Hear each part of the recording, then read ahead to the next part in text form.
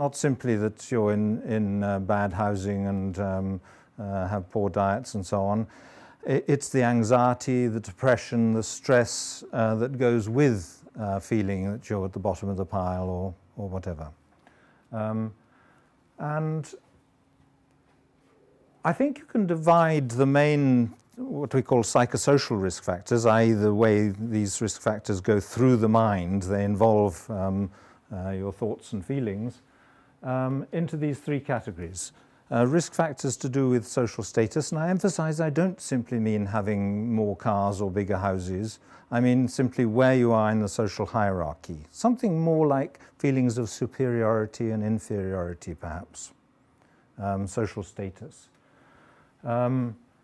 Weak social affiliations. Lots of studies now that show that people who are better connected, better relationships with their partners, more friends, involved in community life, any of those things, they seem to be highly protective of health.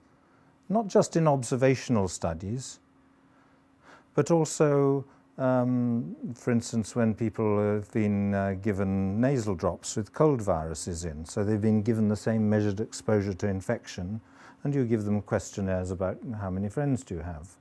And you find the ones who are more isolated are perhaps 3 or 4 times as likely to develop a cold from the same measured exposure to infection. People have also done experiments making little puncture wounds, I think in the backs of people's hands, and seeing how quickly they heal. And if your relationship with your partner is pretty stressful and not going well, it seems to heal more slowly. So observational and experimental studies that show the importance of social connectedness and stress in early life. Both prenatal stress, maternal stress in pregnancy, affecting fetal development, affecting, if you like, the programming of stress responses, and stress in early childhood. If you like, the sort of biological side, I suppose, of what psychologists have always said about the importance of early childhood in affecting the development of personality. And we now know how those early life things affect health, even of people my age and older, making you more vulnerable to heart disease and stroke and diabetes and so on. But anyway, looking at these sort of categories of psychosocial risk factors which all work apparently through chronic stress. People are beginning to understand the biology of chronic stress, how it affects the immune system and the cardiovascular system and so on. It seemed to me that maybe there is a sort of common underlying cause of, they're telling us about a common cause, which I sometimes talk about in terms of a kind of social anxiety.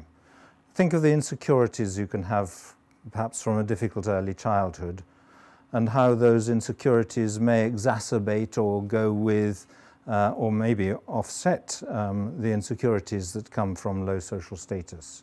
Worries about your abilities, how you're seen, all those kinds of things, those sorts of stresses. And friendship fits into that pattern because if you've got friends, they're people who give sort of positive feedback. They like you, they choose your company, they find you interesting, amusing, they laugh at your jokes, whatever it is. Whereas if you feel ignored or avoided by other people, if they don't include you in things, we all know the sort of self-doubts and worries about maybe I'm boring, maybe I'm unattractive, socially gauche, all those kinds of anxieties, which I suspect, it's very plausible to imagine that those kinds of problems are much more important in modern, highly individualistic mass societies. When we're having to put on a sort of good show and a public face and make a good impression to large numbers of new people we meet each day. But I thought maybe that's what these things had in common when I found a study which went through what's called a meta-analysis. It looked at lots of different studies, trying to draw common conclusions from all the different studies. They were looking at studies in which volunteers, usually students, had been invited into a psychological laboratory and exposed to some experimental stressor. Sometimes it was having to write about an unpleasant experience you had. Sometimes it would be doing little mathematical problems, maybe having to read out your marks at the end so we could see how badly you did, and, you know, feeling that you're looking stupid or whatever it is. Other times it was being videoed while you're doing things, or a bit of public speaking, whatever it was. And when looking at all these studies, incidentally, what the studies were about was trying to measure people's stress responses by measuring levels of cortisol, which is a central stress hormone. You can measure it in saliva or blood. And they were trying to see, okay, you give people these stressful tasks, how much do their cortisol levels go up? But when looking at all these studies, they were trying to find out what kind of stressor most reliably raises people's cortisol levels. What stressors get to us most? And this is what they found. They found it was, they found 208 of the studies, this kind of studies I've just described, and they concluded that it was tasks that involved social evaluative threat, such as threats to self-esteem or social status, in which others could negatively judge performance, particularly when the outcome of the performance was uncontrollable, that provoked larger and more reliable cortisol changes than stressors without those threats. So again, it's what people think of you that seem to be the most important stressors, what we're most sensitive to. I think that fits very much the kind of interpretation I'd given to these three categories. And indeed, thinking of our sensitivity to how we're seen fits very well with some of the other, some of the things Kate showed you, some of the problems that go with inequality.